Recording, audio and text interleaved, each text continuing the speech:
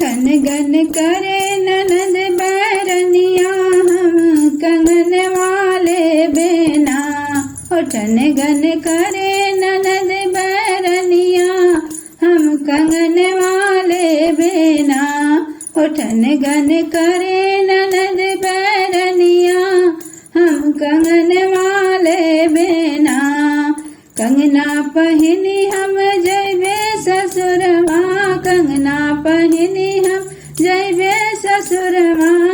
ससुरे शोर मचैबे ना, ससुरे शोर मचैबे ना। हमरे भैया के भैला ललनवा हम कंगनवा पवलीना। हमरे भाभी के भैला होरिलवा हम कंगनवा पवलीना। ठन गन करे ननद बैरनिया हम झुमक वाले बेना। ठन गन करे ननद बैरनिया हम झुमक वाले बेना।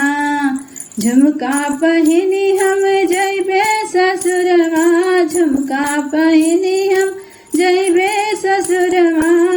ससुरे शोर मचैबे ना, हो ससुरे शोर मचैबे ना।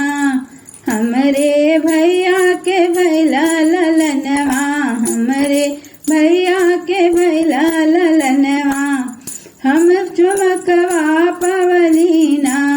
हो हमरे भाभी के भैला होरिलवा हम झुमकवा पवलीना।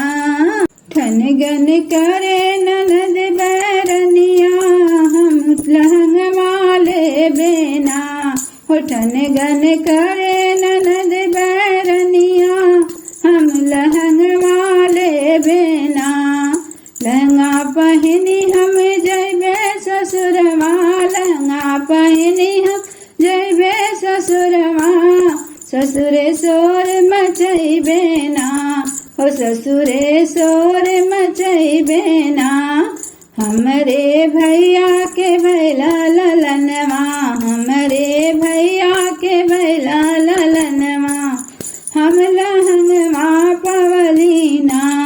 हो हमरे भाभी के भैला होरिलवा, हमरे भाभी के भैला होरिलवा हम लहंगवा पवलीना।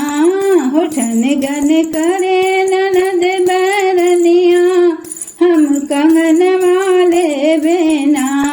हो ठन गन करे ननद बैरनिया हम झुमक वाले बेना। हो ठन गन करे ननद बैरनिया हम लहंग वाले बेना। हो ठन गन करे ननद बैरनिया तबे ससुरे जैबे ना। हो ठन गन करे ननद बैरनिया तब ही ससुरे